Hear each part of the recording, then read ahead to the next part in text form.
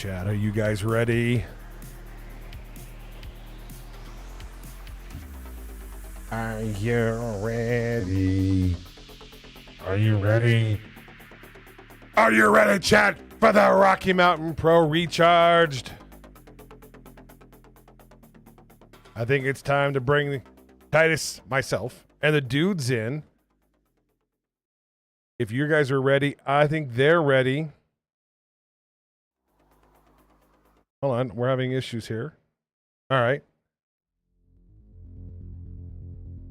We're going to go live, guys, in 3, 2, 1, go! What's going on, everybody? It is I, everyone. the evil genius of professional wrestling, Titus Machiavelli. I am here covered once again for Johnny Deathdrop. We may be seeing Johnny soon, but he's still away on assignment. But I'm happy to be here, happy to host. But I miss my job as analyst in many, many ways.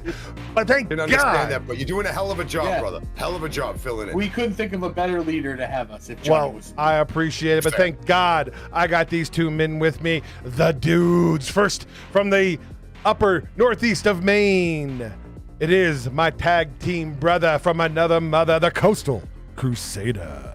What is going on, everybody? We saw some, tonight's theme at the end of it of Charged, we didn't really get a lot of resolution, and that's kind of where we sit right now. Not a lot of resolution to anything, and we'll get there. And of course, our third member of our triple threat tag team, the mass hole, the indie referee himself, Marky Pins. What is good, everybody? What a show that we got going on with Charge tonight. We see a little bit of an answer to the promos the other week of Damon and Sin Bodhi. We see a glorious looking Remy D in action. Oh. I'm telling you, what a crowd, what kind of action we saw tonight, all kinds of stuff to get into, including a really confused and distraught Lord Mitchell Taylor. We're going to get into all this and more right now. We're going to get all this and more. The more is we're going to cover a little bit of Hugo's versus RMP just from this past Sunday night. So you want to make sure you stick around because we're getting not just one, but two review shows and one. We got to start from the beginning. It is, of course, Tuesday. It is Charged night. Oh my gosh, guys, it's episode 356. Which is just blows my brain away because I debuted all the way back to at number 26. So episode 356, just a couple of weeks now shy of NRW, the big annual, I don't want to say extreme night, but a night of many, many things. And as you said, Coastal, lots of questions still are up in the air, and I don't know if we've got more answers this week or if we got more questions this week. We're going to start out with, as the aforementioned, Remy D made his return at NRW, surprised not only myself, the dudes, everyone in the crowd, but boy, he sure scared the shall we say, the piss out of CBD. Haven't seen him All back of it. since. Remy D returns here tonight in his return to Charged against Panthro. Marky, let's talk to the fans about everything you saw here tonight. Oh, fantastic match between these two. You went back to, we're going to talk about Hugo's and RMP's Worlds Collide shortly, and Panthro really showed out in that match. And tonight, against a more familiar opponent in Remy D's, wrestled Remy a lot more than he's wrestled Damon like he did at Hugo's. This was an amazing match between the two. Very back and forth. Panthro wants to slow it down. Remy wants to kick it into gear. And that's why Remy ends up winning this match. He's behind the 8 ball for a lot of it. But towards the end, we see Remy really put his foot on the gas and get the pedal to the metal going. And at the very end, that pop lock and drop it. There's so very few people that are going to get up from that leg, like that hair pull assisted leg drop. I don't know how you meant like to call it, or the shove down leg drop. It's just beautiful. Remy coming out with so many moves. The crowd's so into him. You could just see the look on his face. He's happy to be back. To Panthro's detriment tonight, he was extremely happy to be back. Panthro did earn a lot of this match, Coastal. He had a lot of it under his belt here. But Remy D just looking too solid early with the pump kicks and the snake eyes, and then at the end, the pop lock and drop it. Give me a few syllables about what you saw tonight out of Remy D.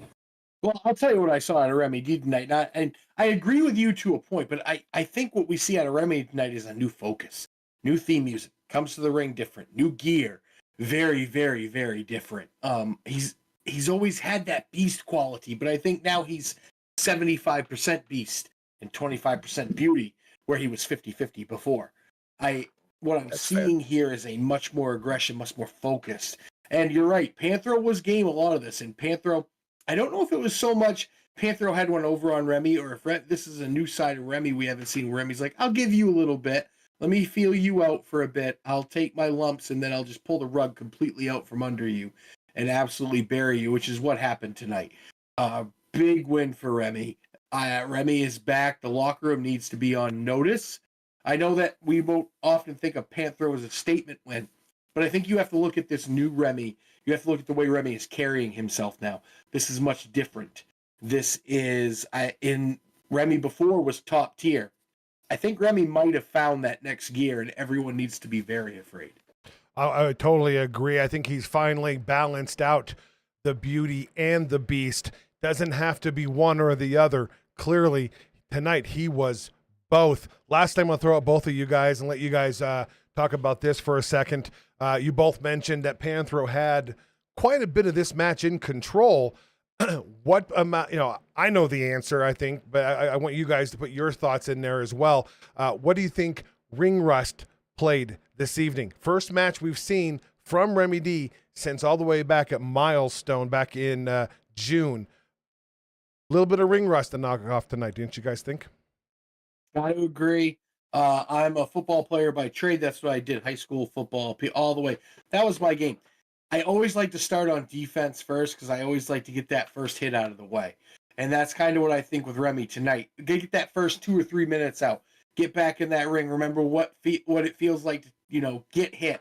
Remember what it feels like to hit the mat. Once you get comfortable with that, we see exactly what happens, Marky. It's like riding a bike. And I think that was a lot of what it was. Remy coming to the ring, the adrenaline was flowing, the blood was pumping, the people were cheering, and he did. Remy was solid in the first couple of minutes of the match, but then when Panthro regained that advantage, once we got to the outside, a little poke to the eye and caught Remy off guard, then that was when Panthro kind of went to work, and it was almost like Remy took a minute to just kind of re-find himself. After that adrenaline wore off, that first initial rush, it just took him a minute to re-find himself, but once he did, man, the eye was on the tiger, and the car was driving straight forward, and Remy D drove it all the way to victory lane later on this evening. So maybe a little bit of ring rust, but if there's somebody that's going to shake it off faster than most, it's going to be Remy D. Yeah, absolutely. He's clearly been in the gym. He's clearly been training. He's been in the ring. It just takes that first smack in the mouth to go, oh, I remember how this works. You're right. Yeah. Speaking of wake up. If it was like, just wake up. That's right. Speaking of taking one to the jaw, we get a little promo package from the end of NRW, not televised to the live audience. This was after the show went off the air. So for all of us that had watched via YouTube on pay-per-view, we didn't see this. But guys, I gotta say, Mercury Yaden came out after the show, quite emotional. It felt, well, I don't want to say what it felt like because I don't want to speak words into existence. But my goodness, guys, it felt like something major was about to be announced.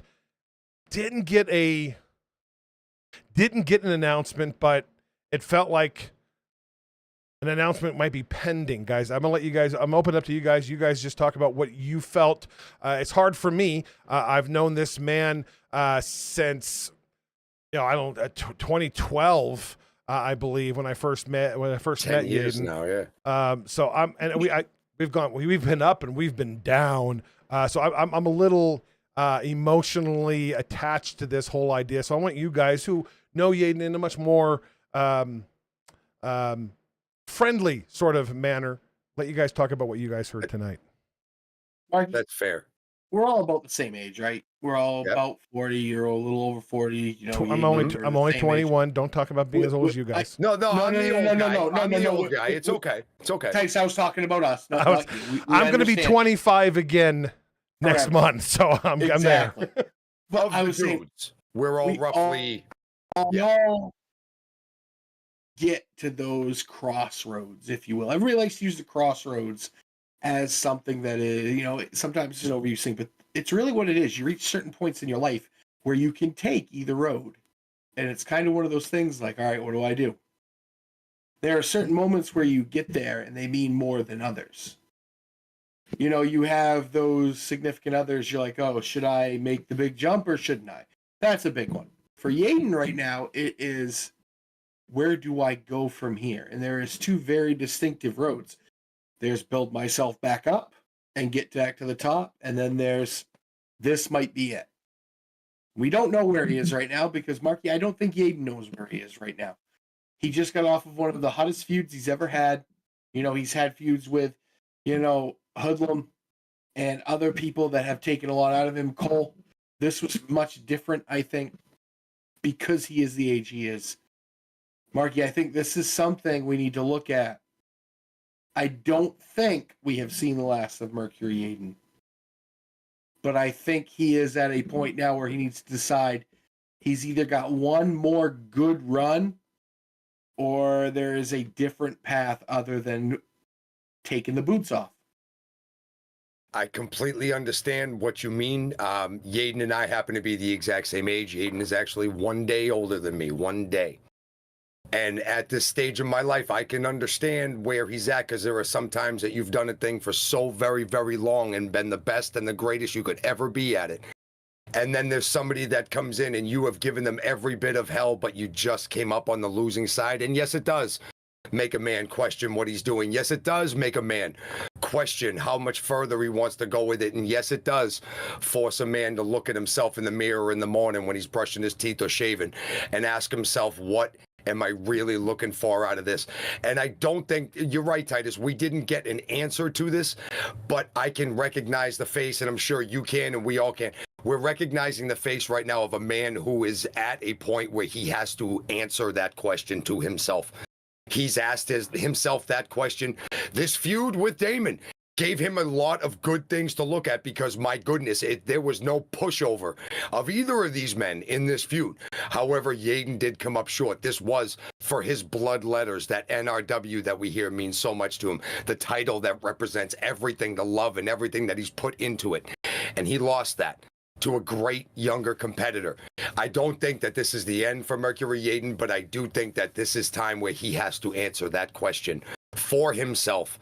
And nobody's suggestions, nobody's, hey, bud, chin up, is going to help. This is something that a man needs to look in the mirror and answer for himself. And I'm sure we will hear from Mercury Yaden again on this very, very soon. But this is the time when he needs to reflect on himself and let himself come to that answer that we can all appreciate. Well, there's something that you both kind of danced around a little bit. He has always kept step for step his feud with Jesse Williams, his feuds with Tyler Cintron, which we will see more and more over the next number of Sundays, and we'll talk more about that later. His feud with Hoodlum. It has always been this sort of back and forth. Staying, it's, if you're looking at a horse race, it's neck and neck competition. You're looking at a guy here with Damon Ace who is more than a decade younger, maybe even closer to 15 years younger than Yaden. Damon is the future of Rocky Mountain Pro, the future in professional wrestling. Yaden is becoming its past. That's just the way life is.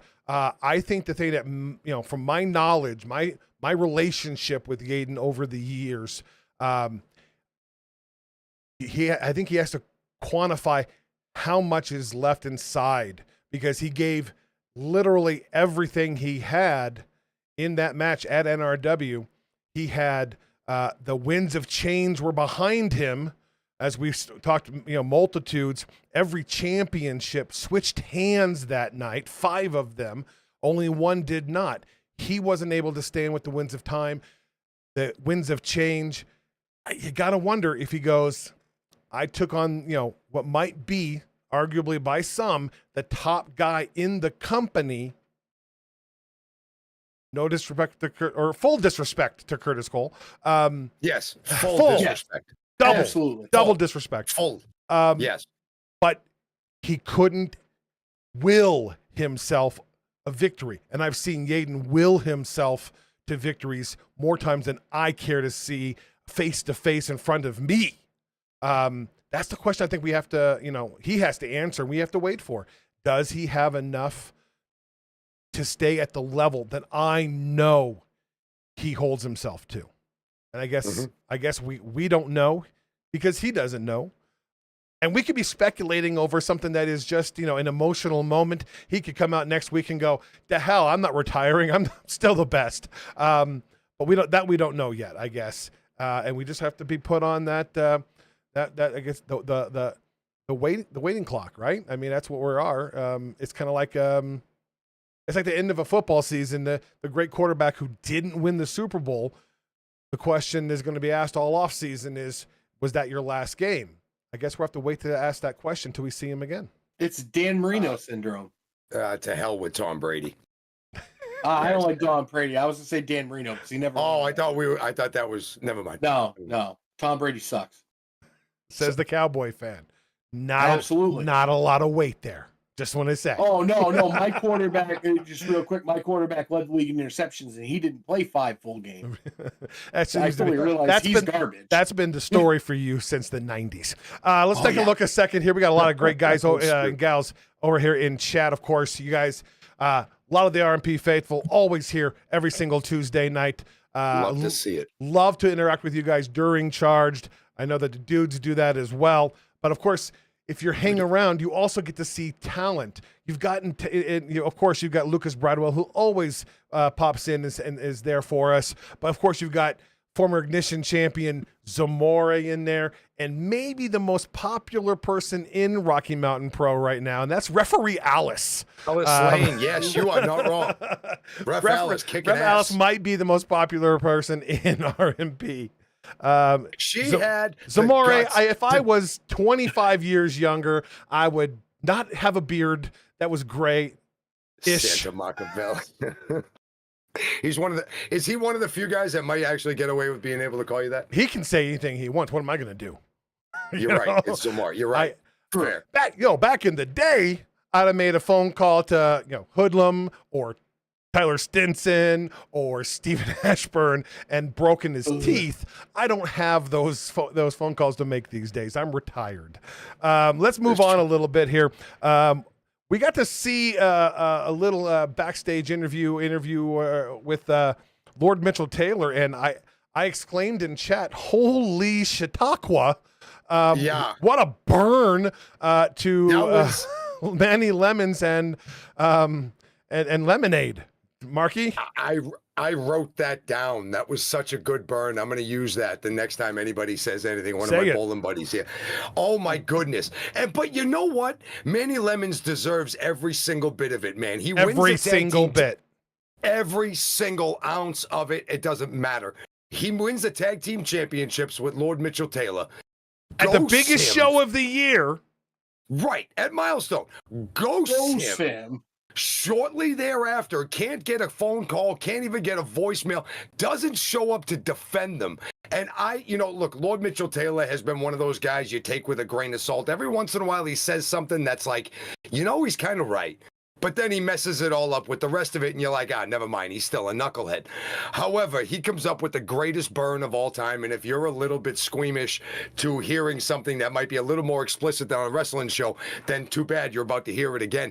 He says that he wishes he could travel back to 9 months before he was born and give his dad 50 cents so he could go to the store and buy a rubber to make sure that he doesn't get born.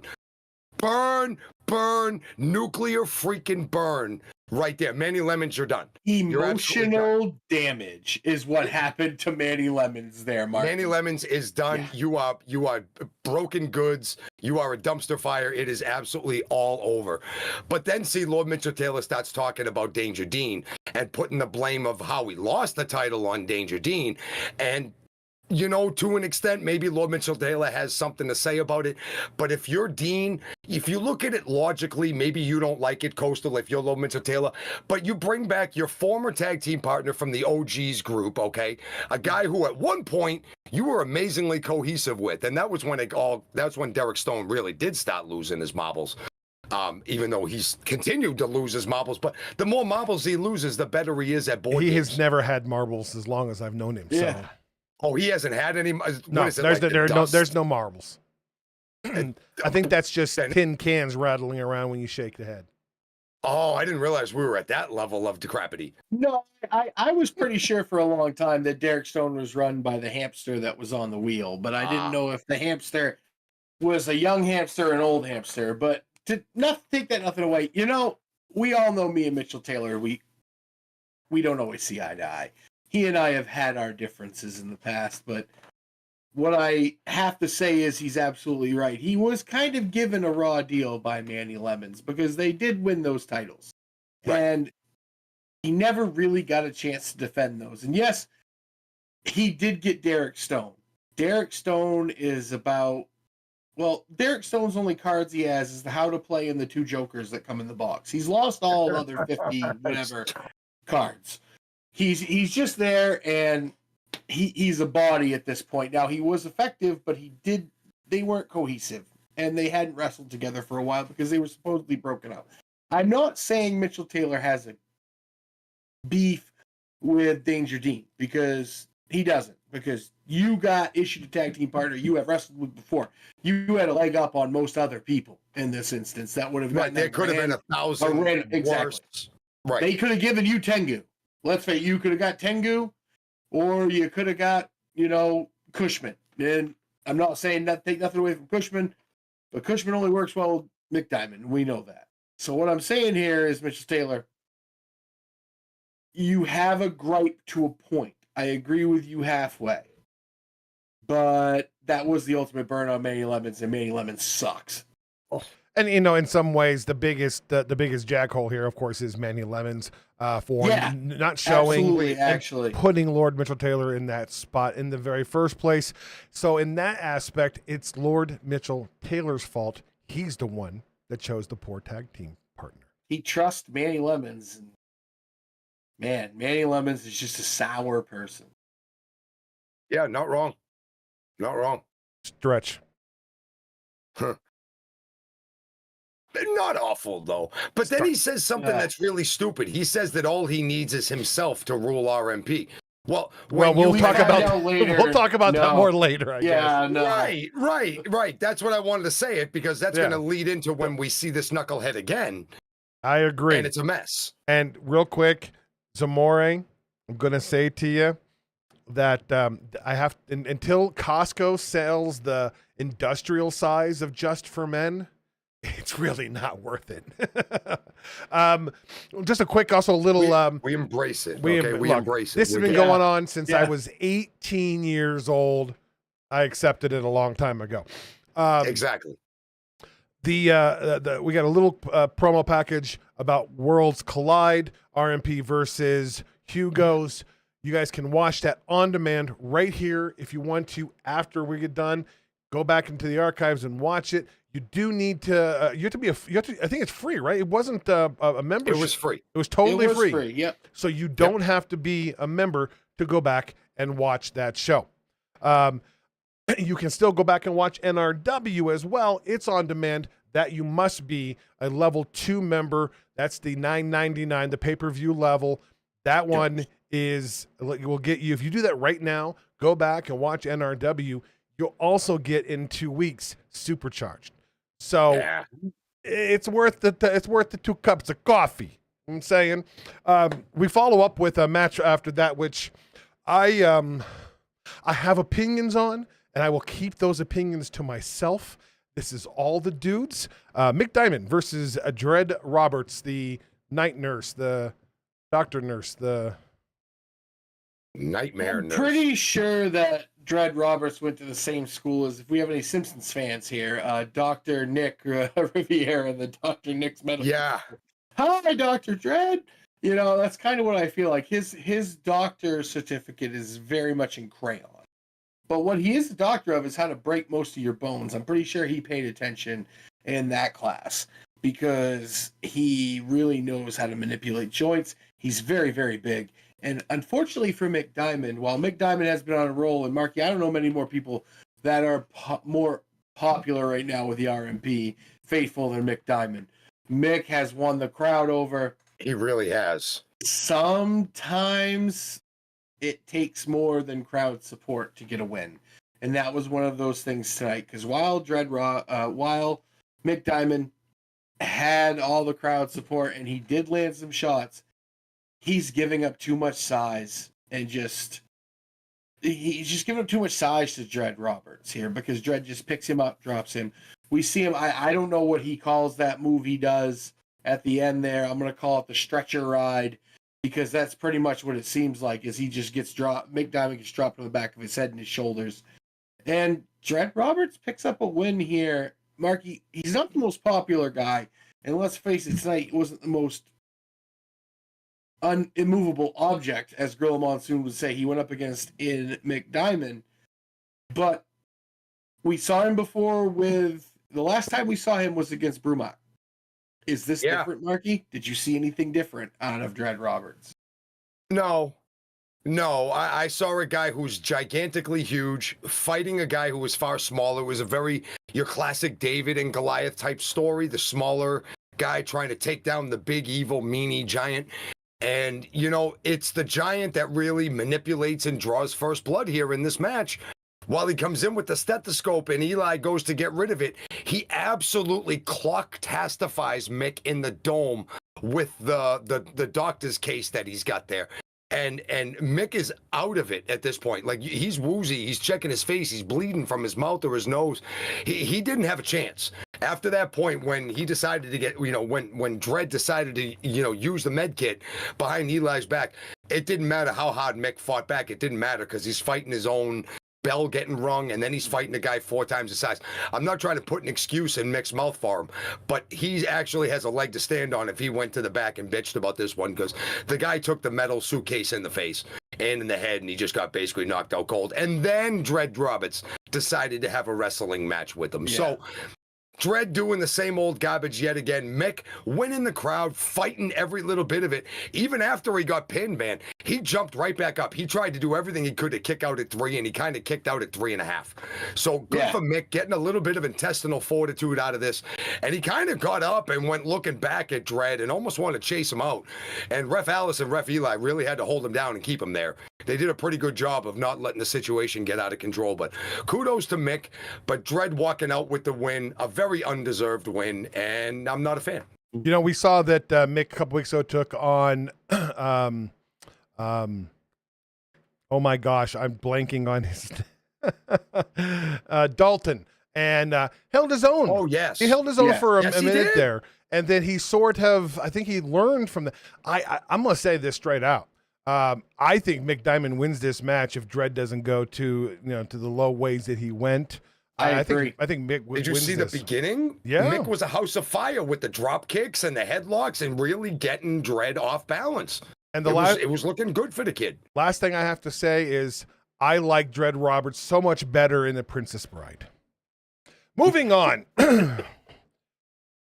We saw a episode of The Law. We saw an episode of The Law Office. Same one that we saw this past week on Ignition. It was J.K. Pop desperately looking for answers to the question, how do we not break up? And the man who takes 10% of their income, and that, as a tag team, that is a high income. He says he's on it. He has an idea. We talked about this, a little bit last week on Reignited. I don't think, Coastal, you weren't here to speak on it, so I don't have anything more to say on the matter. If you're interested in what me and Mark have to say, check out Reignited last week. Get a reboot.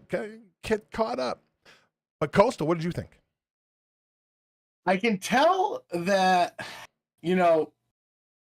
POS is a lawyer because I can tell when he's lying because his lips move. And that's exactly what he's doing right now. He is absolutely trying to dig his way out of a hole. If anybody understands that metaphor, that is exactly what he's doing. He's trying to figure out how he can make this situation better. He's grasping at straws. He is desperate, and he is lying to them. I don't think he even knows a way to get out of this. I think he's buying time. Totally. But one thing that I will never, ever take away is that he is a swarmy piece of lawyer, and they find little loopholes. And I know that because I used them on Yaden for many, many, many, many, many years. So as confident as I am that he's blowing smoke, gotta wonder though, Coastal, where there's smoke, there is fire. Yeah, Preston's finishing hold is semantics. You are correct. I mean, did you see his face light up like a Christmas tree? Yeah, something popped. When Casanova in the background back there, which I thought was hilarious. Lucas made it sound like he was like a nagging housewife because he kind of was in this. But as soon as Casanova said the word, "It's in your contract," his face lit up like somebody plugged the Christmas lights in. Right. And he got this idea, and we saw him do it with Yaden and Cole last summer for the RMP championship. The right that Yaden won at Peak of the Pack on his own, and he manipulated it, and everything else happened. The minute the word contract was said, he went into manipulation mode. I don't trust him as far as I can throw. Not at all. Nope. As we aforementioned, another little backstage with Lord Mitchell Taylor, this time with former RMP Lockheed's champion Lilith Grimm. Now it seems like he may be recruiting a tag team partner. I thought 20 minutes ago he didn't need a tag team partner. Coastal, we'll start with you on this one. I just said I knew how Preston was lying because his lips were moving. Well, he absolutely, Lord Mitchell Taylor is the politician, as you can tell. Monarchy, politician, whatever, because he's lying to everybody. I mean, he doesn't need anybody, and then he's trying to recruit Lilith Grimm. Honestly, he's trying to recruit someone tougher than him at this point, from what I see. Well, he succeeded with Lilith. Yeah. That's a hell of a tag team partner. He did. Until Mark, you ever seen a guy out on a date when his other girlfriend shows up and confronts him? That's what Lord Mitchell Taylor looked like tonight. I thought the same thing. Like a dude got bagged being out on a date with somebody he wasn't supposed to be, and somebody who the person he was supposed to be with found him. Look, this is my best. He called him his best friend. See, I actually had the worst wingman in history is what I had. It's like you being Tom Cruise and Sheldon Cooper's your wingman. That's what it felt like to me. Terrible. Yeah. Terrible. No, Titus, that's great. Because, it was just, Derek came in and said, "This is my best friend forever." It's like, okay. Lilith understood at that point where she understood all the smoke that Lord Mitchell Taylor was blowing. Marky, could you see anyone that was more aware of what was going on than Lilith Grimm when Derek Stone walked in? No, immediately 1 + 1 = 2. As soon as Derek Stone started talking, she tried backing off and just kind of getting out of there. And then all of a sudden, Stone gets, he's playing checkers and he gets 2 kings in one move. I don't know how that works, but whatever it is, all of a sudden he's an expert at board games. Lilith's trying to get out of there. Lord Mitchell Taylor picks up the pieces. He's starting to cry. This is a menagerie that is building to some crescendo. Lord Mitchell Taylor has really dug himself into a hole and then threw the shovel away to make sure that he never gets out of it, man. This is a simple case of laying in the bed that you made, and I am here for it because it is hilarious. Honestly, I think Derek Stone is that guy that has all the best intentions in mind. He could not be more he's aware of everything, but I just don't think he understands the consequences sometimes. No, he doesn't get Mitchell Taylor is just like, "What are you doing, buddy?" He's like, "No, I promise there's something better behind this door." And it's all you can see. It says, "Do not enter, danger, explosion" on the door. And he's like, "I'll open it. It can't be that bad." It's like following your 3-year-old around the mall. It's Wile E. Coyote. Walk around to the store. It really is. Derek Stone is Wile E. Coyote. That's fair. I like that. I look at Derek as an idiot savant. And an idiot savant is a person... Rain Man? A person who has wasn't an idiot. He was just exceptional aptitude for one particular field. Clearly, he can play chess and checkers, so there's something strategy-wise. But an idiot savant is somebody who's exceptional at one other thing, despite having an impairment of some fashion that may make them difficult to deal with social functions. And that's how I look at That's Stone. That's Stone. 100% Yeah. Titus. Yes. Yes. Derek Stone doesn't understand sarcasm. I kind of get that from him. Hunter Dillon, you're more than welcome to show up in October for Shocktober, and you'd be more than glad. I'll set it up. A chess game between you and Derek Stone. Just come on in to Shocktober. I'll take care of the rest. Marky and I will do commentary. I could do that. I'm a pretty good chess guy myself. I'd play winner. We also had a reminder for the Rocky Mountain Rewind. That is, of course, every Sunday at 7 p.m. Mountain Standard, 9 p.m. Eastern. That's where the dudes, and normally Johnny Deathdrop, I'll be guest hosting again this coming Sunday, where we look back at the history of Rocky Mountain Pro. We are currently in the early years. We recently watched Milestone 2. We're coming up, I believe, on Milestone 3. Back in the old NRW days. So now's a chance for you guys to watch and see all the things that happened during those NRW years, and then you'll get a better understanding why people like myself and Yaden and KD and Lucas, how much those letters mean to us. We are RMP through and would never want to do anything different, but there's just that NRW that means something. Come on in on Sunday nights, watch those old episodes and get an idea of where this company started so you can have a better understanding of where it's going. How was that for a promo, huh? Well done. Main event time, and I got to tell you, all I think of is capital H, capital O, capital S, capital S, a Haas fight and a half. Yes. This is a definition of what a Haas fight is. This is a visual description. Sin Bodhi, the great world-traveled former WWE star, the guy who is not joking around, taking on the NRW champion, Damon Ace. Non-title, keep in mind, NRW championship is only defended on one of our pay-per-view events. I mean, it's only 6 times a year. You get a chance to see the NRW championship. You can do that by hitting the member button, $9.99. See all of them. But that being said, Marky, main event time, and with the exception of how maybe it ended, what a hell of a main event. Oh my God. You talk about like you talk about like a beat 'em up match. You talk about everything that is outstanding about when two guys that just love to go in and just kind of get it done. That is amazing. Actually, I would like to thank for the donation on Rumble. Thank you very, very much. I appreciate you all over there. Everywhere you're watching, thank you right here for watching the dudes and Titus and I. But yeah, we get back and these guys throwing haymakers at each other. Dude, just the way the match starts is absolutely amazing. They get into a lockup in the ring. They tussle out of the ring, still in the lockup. They're still on the outside. They're wandering into the barricade, into the side of the ring. Ref Alice is up to like 4.5. And then in the lockup still, they throw each other back into the ring. That set a tone for this match. Each guy trying to jockey for an advantage and neither one being able to get it. Almost the entire match. We see moments where some had a small advantage, but then Damon turns right back around with the fists and the punches and the kicks in the corner. Sin regains with all the chops. Not bad. You know, I like this new Damon, but anytime I see Damon get chopped secretly, I'm like, yeah. But, you know, Bodhi throwing the chops, throwing the meat hooks out of it.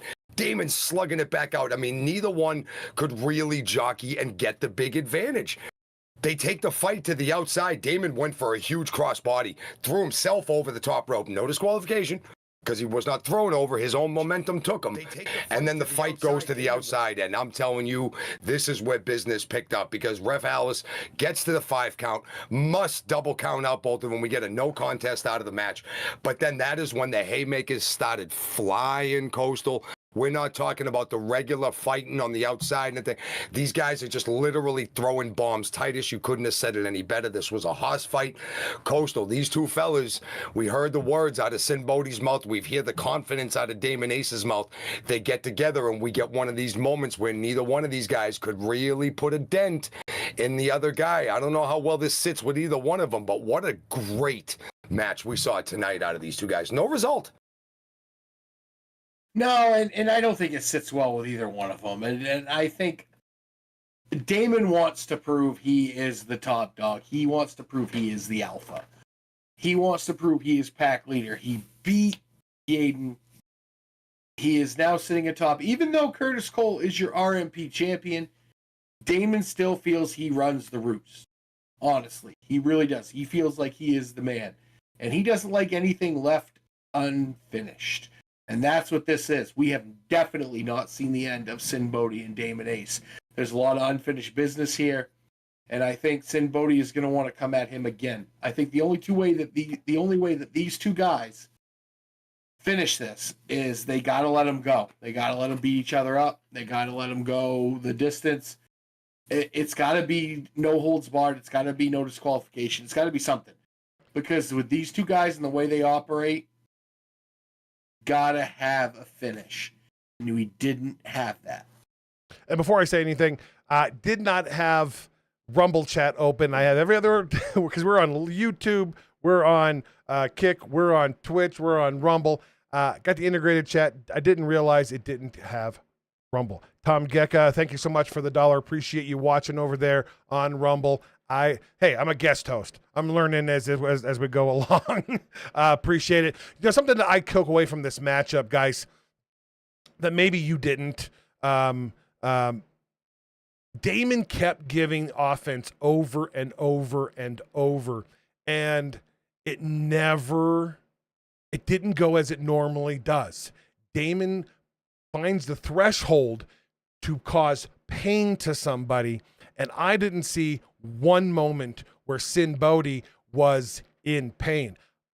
I don't think Damon has met somebody in his career that can take everything that he can dish out the way that Sin Bodhi can. Did you guys pick that up? Did you think? I don't know if Damon was quite ready for something like that. I saw Sin Bodhi eating Damon's offense with half of a smile on his face. KD and D'Lo Brown on commentary saw some of that. That's some of that sick stuff that we've seen like David Drake do before. He gets a chair in the face, he gets a boot in the gut and an uppercut, and you look at him and he's got this half smile on his face. Here's Damon Ace, the guy that has redwood trees for arms and legs, literally throwing everything that he possibly can directly into your face, into your gut, the boots, the everything else. And his Sin absorbing it, yes, going down, but absorbing it and not showing pain, kind of looking at him, smiling. And a few times he even looked at Damon Coaster. You might have seen it. He's like, come on, keep coming. He was laughing, Marky. He was laughing at him. He was laughing at him. Yeah. I have been closer monster to Sin Bodhi than most, Marky, and it's scary. Like we all remember at Milestone 11 what happened. I met him on the entrance ramp at Beerstah, and it scared the life out of me. And you've never gone into the ring again. I have not, no. And when he is laughing, when somebody... Mark, you have been chopped by Damon and slammed. I have. Yes. He's laughing because Damon's punching him. Yes. That's a different type of human being. And I've known Sin is a very different type of human being. Damon Ace, as much as you needed to, the amount you needed to exude to beat Mercury Aiden, to topple that hill, it's going to be matched in a different way by Sin Bodhi. Not so much physically, as much mentally. You're not going to be able to get under the skin of Sin Bodhi like you were, Aiden. No, it's a guy who's been around the world and back again. He's worked for VKM. He's worked for all the, he knows, he's been around the block, and he just seems to be the guy that maybe Damon has yet to have come across. He wanted something new. He wanted what was next. Lucas, as he said in chat, he brought that Damon as what was next, and it seemed like Sin said, "Oh, don't forget about me, young man." And that's I would have it's almost apropos that it ended in a count out. It almost seems like there's a lot of story that needs to be told here because I don't think Damon has experienced anything quite like this, and this might be fun to watch from our perspective. Might not be fun for him to be away, yeah, from very far away. Before we head on to Hugo's final thoughts on tonight's Rocky Mountain Pro Charged episode 356. Marky, go ahead. You had something to say. Oh, no, I was going to talk about Damon. I can bring it up in here. No, a lot of really good things going on. Lord Mitchell Taylor's life is in an uproar right now. He doesn't know what's going on. Remy D looking fabulous as ever. Sin Bodhi and Damon Ace, I just want to pose this quick question. It's not very often, even in the feud with Yaden, it almost seemed like it was very, very 50-50 in a lot of their stuff. And I know tonight was a count out, but do you guys think that maybe in this particular situation that we've seen now, Damon is not necessarily the favorite to come out an overwhelming favorite or has an overwhelming advantage in a situation like this? I think this is advantage Sin Bodhi if this chooses to go any further at this, taking nothing away from the NRW champion. But Sin Bodhi is laser focused on Damon Ace right now, and Sin Bodhi is going absolutely nowhere. There's going to be another massive test after a massive test that Damon Ace already went through with Sin Bodhi. And the weeks coming on Charge are going to lead us into more and more to find out where Damon's head really going to be and where Sin Bodhi's head's really going to be. But otherwise, some outstanding wrestling, some great words. What's going on with JK Pop? Still a lot of questions. We got to keep watching. We got to see next week. I'm going to bridge the gap here because I got to agree with you 100%. There's so much that we don't know, and it kind of parallels with what's going on with Damon. And you mentioned it here. Every one of the champions now in Rocky Mountain, and we'll see it when we talk about the Hugo show because there's a couple of them on there. Whoever goes against them is laser focused only on them. Mm-hmm. The champions have to be focused on everyone. And what happens when you spread yourself? You get too thin. Yep. Damon is a very, very amazingly tough, strong. Let's face it. If I'm in a dark alley with Damon, I'm running. That's just how it is. And I'm a big dude. But when you have everyone else focused on you, and then you have someone like Sin Bodhi that's only focused on you, and then I take it when you're Adrian Mascara and you have all of these individual lockouts focused on you. When you're the tag champs like Chopper City, everyone's focused on you. You're spreading yourself thinner, but everyone is only focused on you. These champions in the next coming weeks we're going to see leading up to Supercharged in October. It's gut check time. This is when you got to figure it out, and I can't wait to see what they do to step up because I know they're gonna. I'm going to say one thing to answer your question, Marky. From my perspective, I think yes, this is a might be the first time that Damon Ace may be an underdog. He's obviously at the top of his game right now. He's obviously, got the wind to his back and has gotten through this huge feud with Yaden, and he's a champion once again. And he's, but Sin has got that XP, Marky, that you talk about all the time, and it's something that he out XPs Damon, and I think that gives an edge, though slight, because of all the things, Damon being who Damon is in his youth and his, all those things. But, we've sat here over the last number of years. How much does Chris Jericho got left in this tank? And he goes into AEW, and oh my God, there was a whole lot there. Because as this starts to slow down, this has increased. And in some ways, even though your talent level has diminished, that brain power, that knowledge, that experience makes up 2-1, 3-1 for every step that you've lost. So I'm going to say, I think Damon Ace is a bit of an underdog here. I'm not talking anything, maybe 55-45, something like that. But and I think you're right. It's not the physical. I think it's the mental game that each of the guys bring. Not that Damon doesn't have a mental game, but Sin Bodhi has all them extra years of XP of dealing with big guys like Damon Ace. It's not only that. I think Damon's just worn down from all the Aiden stuff. Like, come on, we're all strong people, but we can only take so much before you just need to take a break. And he's champion; he can't have that break. It's hard. And you know, we're talking about all the wars that took place at NRW. Echo being a little overly aggressive, trying to get through the war that he went through with JK Pop. Damon Ace went through a 9-month war with Yaden and has come out, I don't want to say tired, weary, battered. So holding on the championships, as we saw at NRW, is not easy, and maybe is the most competitive we've ever had it at Rocky Mountain Pro. And I've been here a long time. This might be the most competitive championship time frame that I've seen.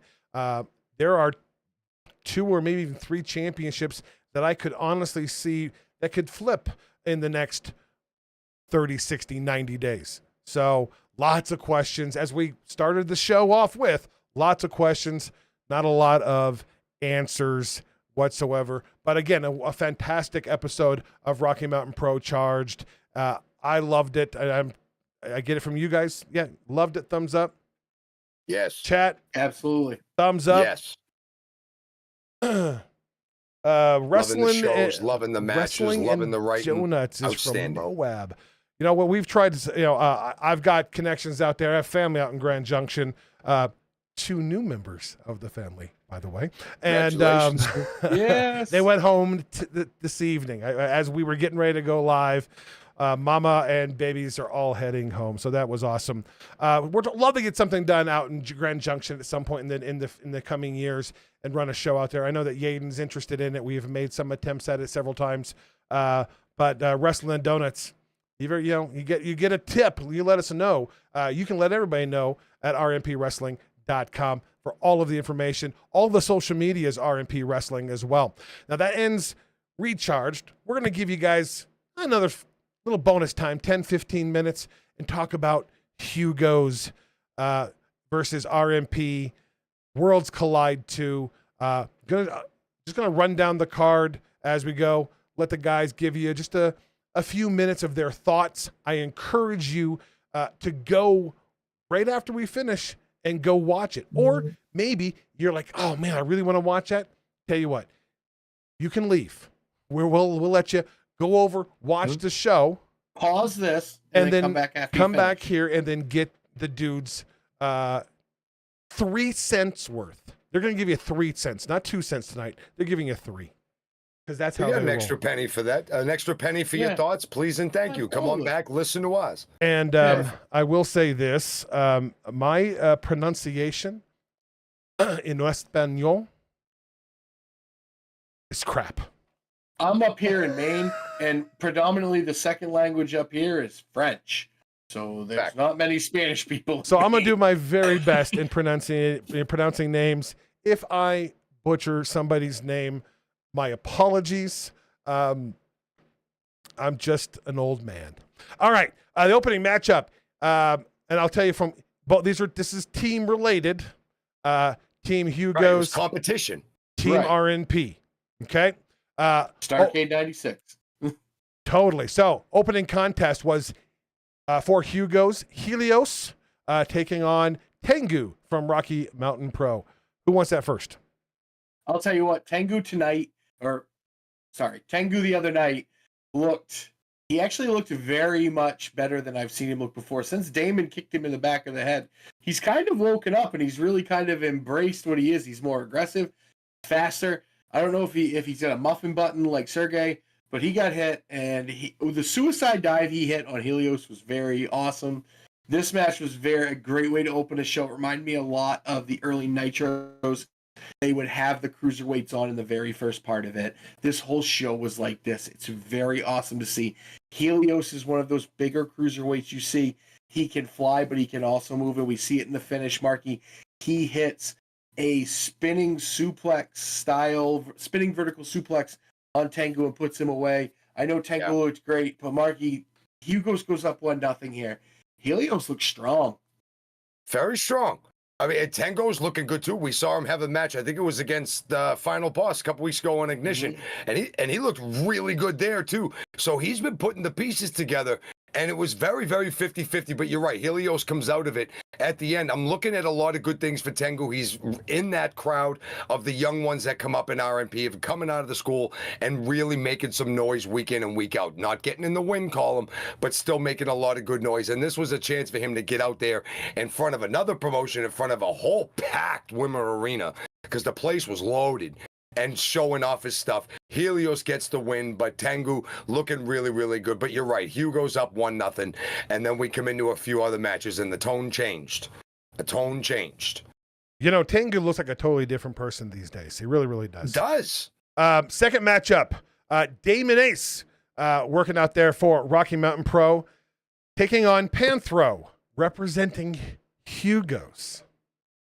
Yeah, I thought that was a little weird in this given situation, but we've always known that Panthro is kind of here today, gone tomorrow. He's here for 1 minute, he's wrestling, then he's out filming more $5 Walmart DVD movies, and then he's back, 6 hours later, and he shot 2 movies in that 6 hours.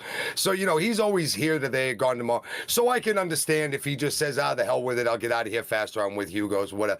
Damon doesn't care, because they have probably one of the best beat-em-up matches of the night. And I know I like to say that's been like my new coined expression on the show, but these two guys hold nothing back from each other. Panthro comes out large and in charge on Damon Ace and really brings the big fight, and everybody's really kind of getting hip to this. Yep. You got to bring the big fight to Damon. You're not going to wear him down one move at a time. You got to bring the big fight. Damon's fight is just bigger than so many people at the very end of a match. It does not matter. The big spine buster, we see the persona non grata.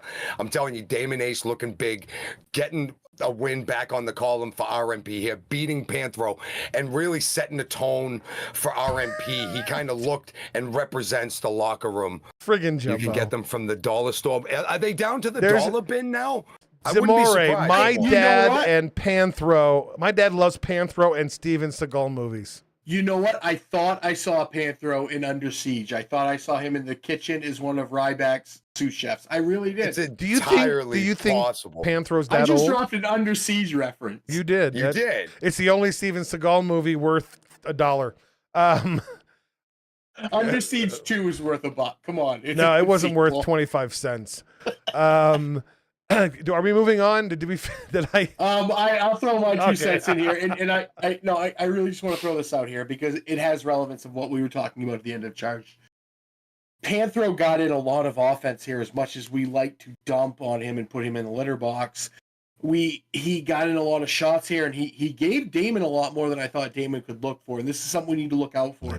As I said before, everybody is laser focused on champions. Every time you go out there, Damon's starting to get the best of everybody. As Titus says, any given day, Damon, he pulls out those 2 big moves here, but it's getting to the point, those are going to be harder and harder. Short of Damon, and he can't take any time off, short of him getting a week or 2 to rest, this is the new normal for him. Beat up and just fight. I agree. And speaking of champions, our next matchup. Still got me in the dollar bucket. The dollar bucket. Well, I thought the cat box thing got you. The cat box thing got me. All right, for Hugo's coming up next, Master Flight. He takes on the RMP Charge champion, Briscoe Crown. Briscoe Crown is doing lately is winning and winning and winning. And he comes out tonight, you see, he's got the swagger now. Comes out, he's got the belt behind him. He's, it's his style. And that's the thing. The kids nowadays call it drip. You got to drip. And that's what Briscoe is doing. He's embracing it. He's loving it. He has that gold now. He's embracing the lucha. He understands a lot like Echo does. I got to come out. I got to match these guys' intensity. He comes out. He's got the mask on. And Briscoe tonight takes on a very, very game Master Flight. Master Flight looked really good in this match. I hadn't seen him before. But from what I've seen is he seems like he would fit right in this Charge division that Briscoe is the king of right now. Briscoe really is running the game, and we see it tonight again. Something, he hits a big move on Master Flight, and about halfway through the match, Master Flight didn't really look the same. It looked like Briscoe took a lot of wind out of him, and we see that in the finish. Briscoe hits a neck breaker, which we really don't see him use that often, but I think all the punishment Briscoe had put in before led to him being able to get a victory here. This is different out of Briscoe. I think as I've said, he understands everybody's looking at him, Marky. Is this Briscoe using more of a physical mind? We know he has been more of a high flyer, high impact guy. Is he like, okay, I'm the champion now? Is he taking a more physical approach, and did we see the beginning of that tonight? I sure as hell hope he is, and I sure as hell hope we are, because this young man got himself to the top of the division. But a lot of people checking out the arsenal. People know what you got. At this point, you've now graduated to that next level. You climb the mountain. You're on the peak. Now you have to change how you do things. Otherwise, the mountains are just going to start getting boring and people are going to know what you're doing. So he's going to have to change that game up. He wants to keep that title. He's talked about some of the great champions like Balaam Lynx, like Remy D. We talk about some of the great charge champions in the past, and these were people that understood how to change it up and keep their opponents off balance. And I think this is going to fit right into Briscoe's wheelhouse. Being young, learning, knowing how to move himself forward. I think this is going to be the next evolution of Briscoe. Briscoe was a little surprised at the end when he got that win, but I gotta say, sometimes he's gonna have to be able to look himself in the mirror and just understand that the presence he's gonna carry to the ring now is going to be worth a move or two during that match. So if you catch your guy off balance, you catch him off guard with that neck breaker he didn't see coming, or that flash out of nowhere leg drop and nobody's seen it coming because nobody's seen you do it. Don't look surprised, kid, because that could get you a 1, 2, 3 at any given time on any given Sunday. Way to win a match, way to put RMP up 2-1. Briscoe crown looking sharp right here. I would have beat you to that, Coastal, but Mark, he's long-winded, and I didn't feel like typing it. I know. I'm a cinephile. I can't help. The last thing I'll say about that is I'm going to top Coastal. When I think of Briscoe, I think of DJ Khaled. All he does is win, win, win. Next matchup, and this is where I'm going to put a disclaimer of I'm going to screw the name up. It's Zell in Lockett's action, taking on your Lockett's champion, Adrian Mascara. Itzel and Adrian threw everything Itzel but the kitchen is what sink. is that proper? I'm just going to call her Estrada. I'm just going to call her Estrada. Itzel Estrada. She's been on before. I think she was on the last Worlds Collide. Yes. And I think we may have seen her on an Ignition a long time ago as well. I think she may have been there for 1 or 2 of those a while ago, though. But either way, Itzel was very impressive the first time. And tonight the other night, Sunday, against Adrian Mascara, it's almost like the two are looking in the mirror. One's just a little taller than the other, and one has gold and the other one does not. So it was very ferocious, very furious between the two. Haymakers and boots and slams all over the place.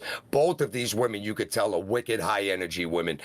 Adrian Mascara ends up getting the win in a very conflicted crowd that were cheering for both, but it was good because the crowd was loud. They were really into this. This was some of the loudest the crowd was almost all night, besides the tag team match that we're going to hear about in a few minutes. But this was fantastic between the two ladies. Adrian Mascara getting the win, looking very good. Nice little respect at the beginning, a little respect at the end between the two, but Adrian Mascara bringing another one home for RMP and looking solid. Costa, what was your opinion on this one? More of the same of what I've said all night is the champions are getting bullseyed, and that's exactly tonight. We see the early part of this match. Adrian's like, she's taking a bunch of punishment, and then she kind of flips a switch, realizes, oh, I'm the champion now. This is what's going to happen. Everyone's going to throw their best at me. And she shows why she has that title, because she's able to overcome it and she's able to find a way to win. Great champions always find a way to win. Now, what separates the iconic champions from those great champions is the way they win. I'm not by any means saying Adrian Mascara is an iconic champion, but she is finding ways to win, so she's well on that way. Marky, anything? No, I was very impressed with how they handled each other, maybe for not being so familiar with each other. You could tell that if Itzel was a member of the RMP roster, then she would also be right there in the Lockett's division. Maybe so. Mixed right in. I think so, personally. I think so. She would fit right in. The speed, the agility, the moveset, I think she would fit right in.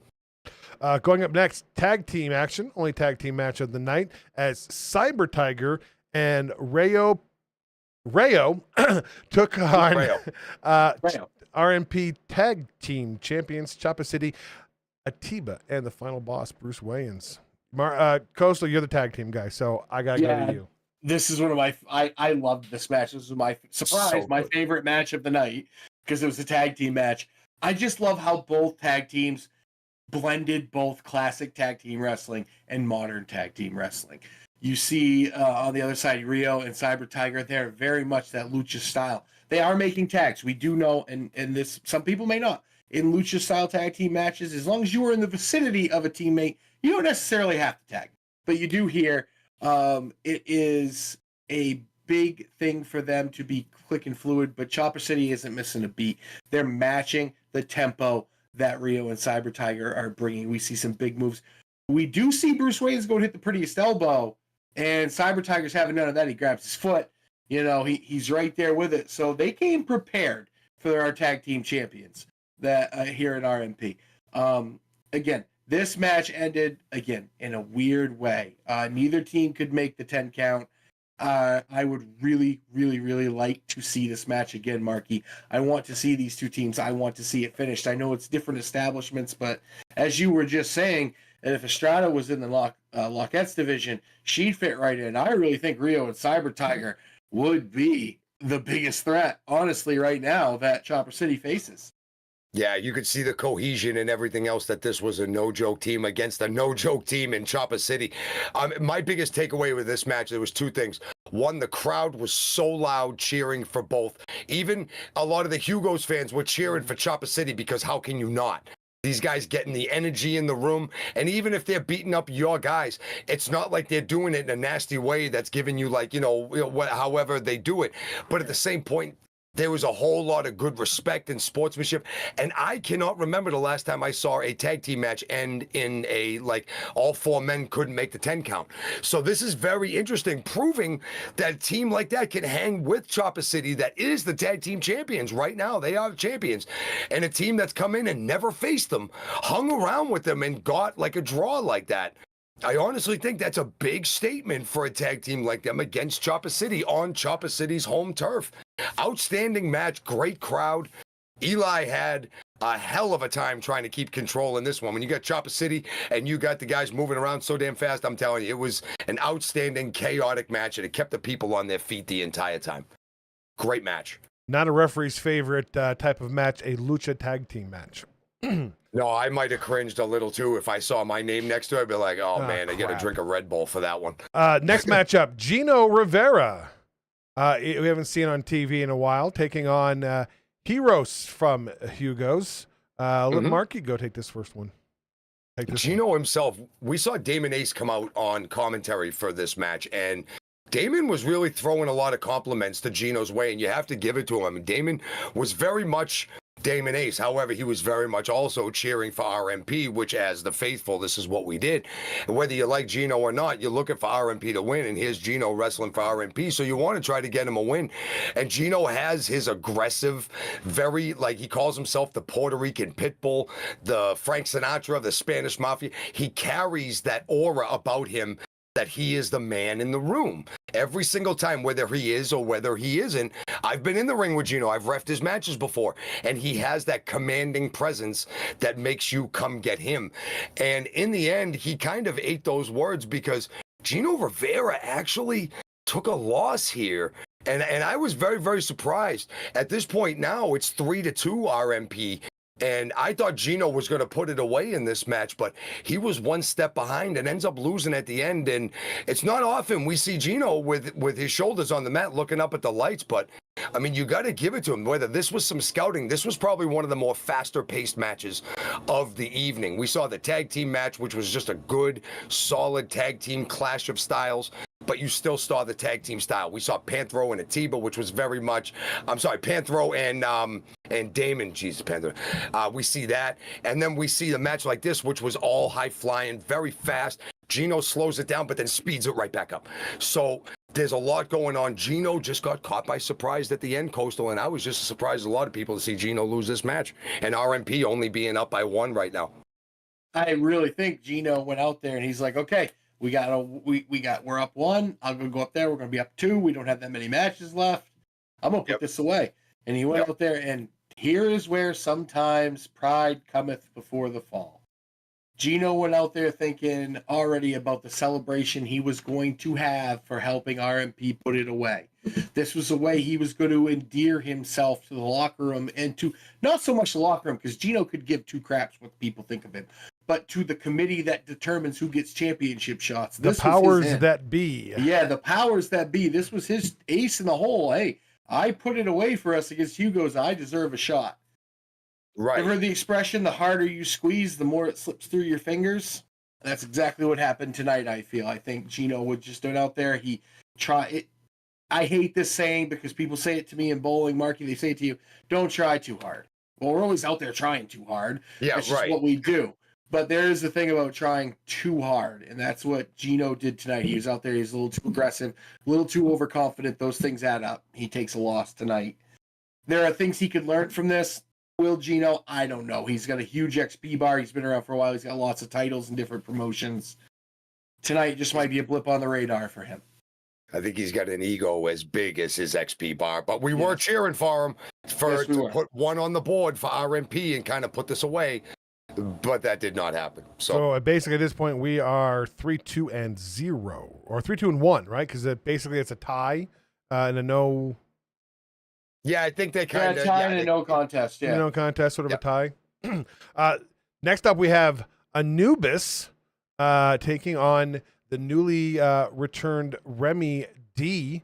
Prior to his debut or his re-debut on Charge this evening. Coastal. Yeah, no, it was great to see Remy back. This is the first time we have seen Remy since NRW when Remy came back and absolutely made, everybody kind of be like, oh, Remy's back. We need to be worried. And yes, you absolutely need to be worried anytime Remy D comes back. Absolutely love seeing Remy back. There's just something about the matches that Remy has had, and this one is different in particular. Remy comes out with a little different attitude, and Remy's, I don't want to say darker because it's not really a darkness thing for Remy.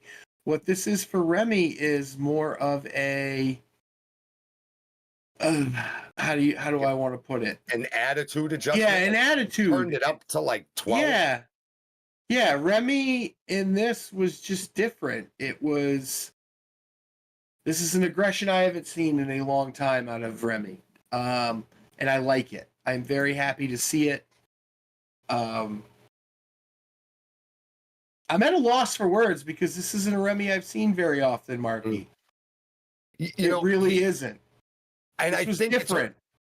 I almost think it's a Remy that Remy hasn't seen in a while too. So there's this melding of who this is now. Like you said earlier when we were doing Recharge, the new music, the kind of the new Tron, the new attitude, the new threads. It's kind of a new guy. And when you kind of change yourself like that, you remember your old patterns, but you also need to grow some new ones. And I think that's what Remy's trying to find. He wants to find that extra fork in the road that he can bring himself back to that next path of where Remy D is going to go. And I think this is the beginning of that iteration. But he comes out against Anubis, and Anubis is ready.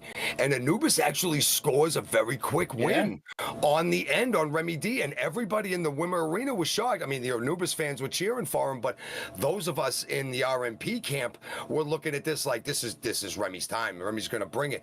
But Anubis really put the pedal to the metal at the end of the match. Got Remy in the corner, got him stuffed there, and then gets his shoulders down onto the mat after he pulls him out. And in a quick 10 seconds at the end of the match just goes from competitive to over. And if you look at Remy's face at the end of it, even he's a little bit shell-shocked at the end of it. Yeah, ring rust, I think, played a big deal here, and that's kind of what took me so off guard here, Marky, is when was the last time you've ever seen Remy lose to, have you ever seen Remy lose to Sunset Flip?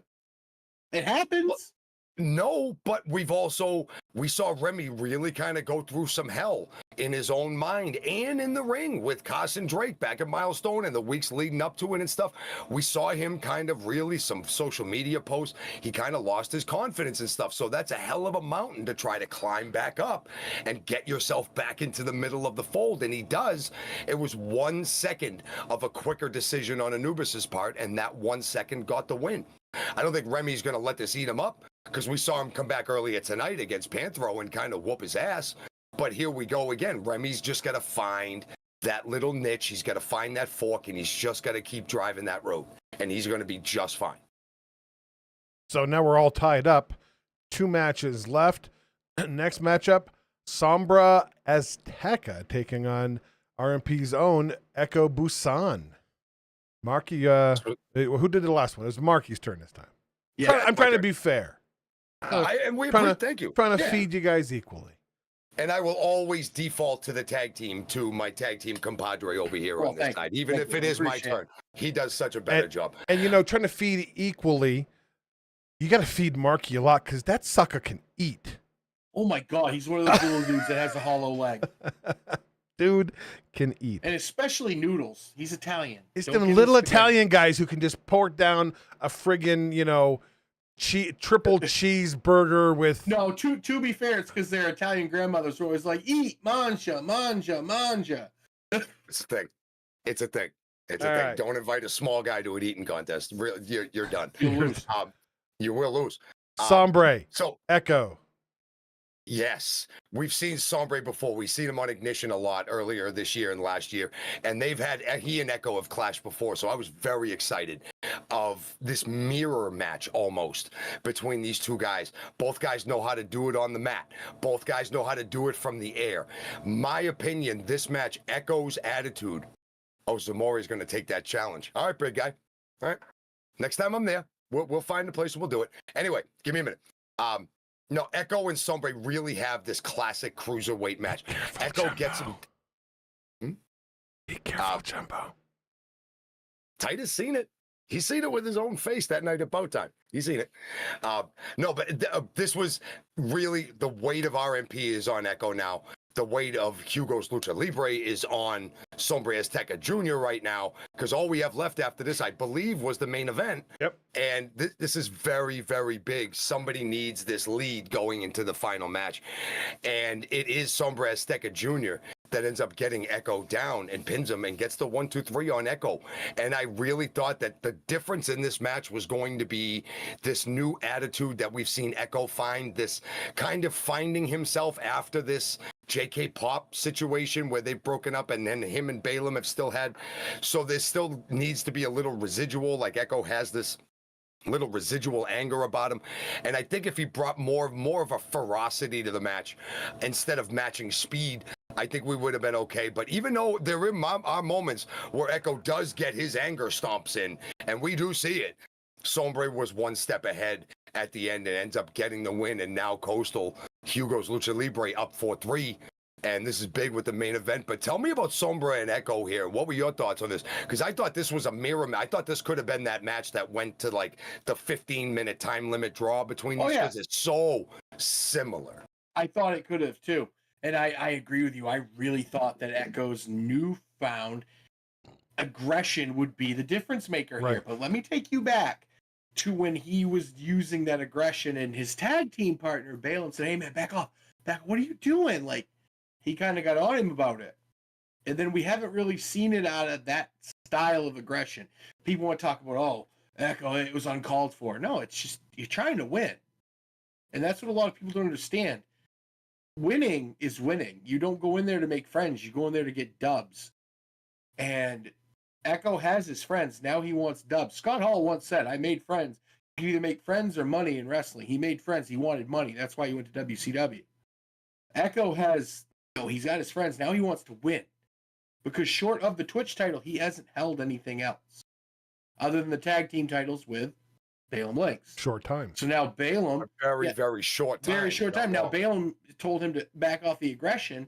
He goes out there tonight, wrestles like old Balaam and loses. Or old Echo and loses.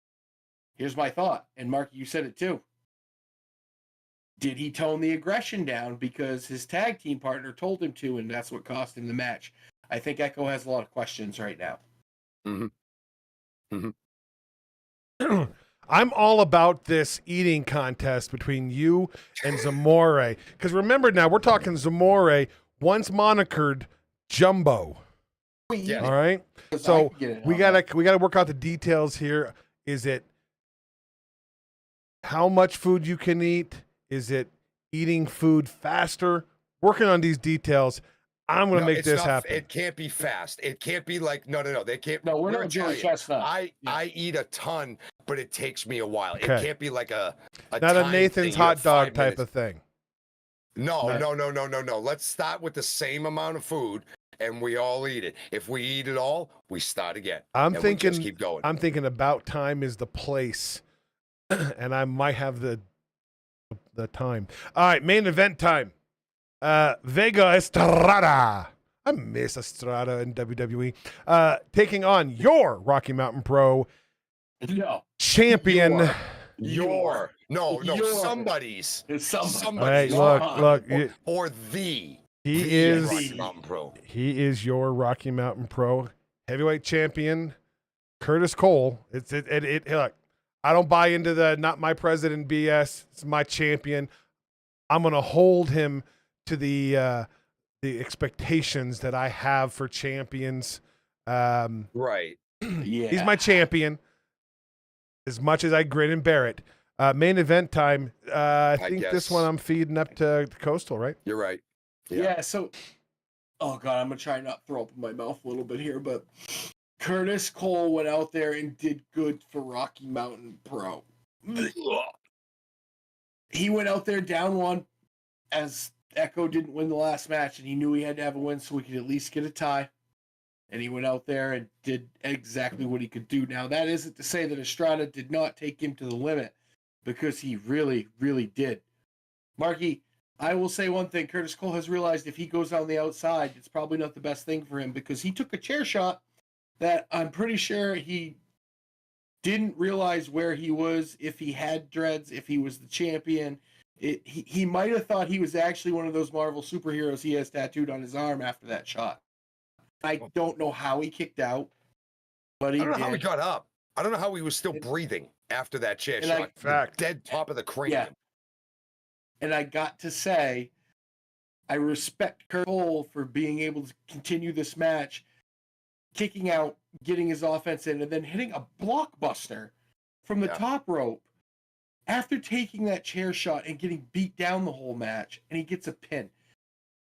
I don't like him, Marky, but I respect him after this match, and he showed me something in this match. And I think at the bare minimum of these things, regardless of all the garbage that we've heard Curtis say, all of his bogus social media posts where he's flipping everybody off, check out Facebook, okay? Look what he said to all of the fans in the Faithful earlier today. Look at all this stuff that he's doing to everybody, but then you watch him in the ring, and there are times that we have to put all that stuff in our pocket for 30 seconds and actually give him the respect and credibility for being elite inside of the ropes when it comes down to winning match. Like, I feel like I just gave JK Pop a compliment. It's in the same category. But at the same time, you have to respect the element of survivability that he showed against this match. Ray Virgo, like, literally caved in Curtis Cole's head. Thank God the man carries around 5 pillows worth of hair on his head to absorb that shot. Otherwise, his cranium would have been busted open like crazy. The chair was bent 87 ways. And then they come back and hit a giant move like a top rope blockbuster. Come on. Insane. Absolutely insane to get that kind of a win. Good for Curtis. Doesn't it make your teeth itch to give him compliments? It does mine. My ass itch. But Curtis Cole wins. Wow, too much information there. Respect. Sorry. It's the other side of the eating contest. That's usually the other side. Anyway, yes, but what a show that both organizations brought us. Great. Rocky Mountain Pro, really Lucha Libre. My opinion, surpassed the first show. I thought this one was far better. The action was better. The crowd was hotter. We saw almost all the Rocky Mountain Pro champions tonight in the ring, or the other night, Sunday night. And what a way for everybody in both organizations to show out. Fantastic work. If there are any Hugo's fans watching this because they know we're talking about the show tonight, and they subscribe to RMP and watch the rest of everything, because that ranks right up there with any of the pay-per-views you're going to get every month. It's worth your $10 to watch that again and to watch all the other stuff that we have.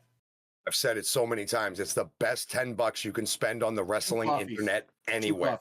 It's 2 coffees at Starbucks. That's it. The best $10 you can spend on the wrestling internet. Last thoughts on Worlds Collide 2, gentlemen. Hunter says it perfectly in chat. We need a Worlds Collide 3. They both ended in ties. I hope we get another one next year. I really look forward to these. It's a lot of fun to see the Lucha side mash with what we see at RMP. Oh, I thought you meant you were talking about when he said boff bags for everybody in a Curtis That Hall too. moment. That's what I thought I you agree meant. with that. No, Too. outstanding. 2, in my opinion, was better than 1. 1 was interesting. You could tell there was a little unfamiliarity maybe, but this show, that bridge was gapped tremendously. And the matches, in my opinion, were so much better, so much more competitive, and so much more ferocious. The Ray Virgo and Cole was very physical. Damon and Panthro was very physical. Itzel and Adrian, they destroyed each other in that match. Go back and watch this. There was some outstanding wrestling. Worlds Collide 3 is only going to be bigger than this. Be here when it happens. Coastal, anything final from you? I gotta say is another great RMP pay-per-view, be it with Hugo's, be it with by themselves. You got to watch every week. You are seeing the best independent wrestling, best wrestling in the country. When you watch this, you are doing yourself a disservice as a wrestling fan to not watch RMP every week. Titus, can I ask you a quick question? Sure, go for it. Do Hugo's do shows like this? Do they have a YouTube? Do you know if they have? I do not public believe things that like they that as are well? currently doing that. I know that I know there's been conversation, but I don't know if it's been done at this point. No. Okay. Should be. Because there's a lot of great talent there too. That's There worth really is, watching yeah. as well too. Yes. Yes. All right. Well, that's our show for the evening. I'm gonna be a little bit of a.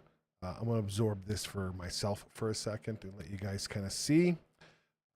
These two came home this evening.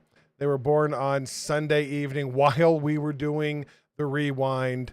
That is Riley and Roper, my two twin grandsons, grandchild number 4 and 5. Congratulations, Pretty bro. That's Congratulations, damn Papa cool. Titus. awesome. Doesn't look like Roper's very happy. He looks a little pissed, but if I was sitting in my condo for the last 9 months and somebody pulled me out at And you got evicted. yeah, I'd be a little pissed Yeah. off too. Yeah. You had 1 day to get out of there. And you were getting pushed every 30 And seconds. you were sharing that with a roommate. Well, a roommate who seemed to be calm as can be. He's the little one, dude. There's a little bit of difference there in size too, obviously. But thank you guys so much in chat. Appreciate it. It means a lot. I don't share a lot of myself with you guys. I'm a pretty private individual, but sometimes you just gotta go and get a little gushy.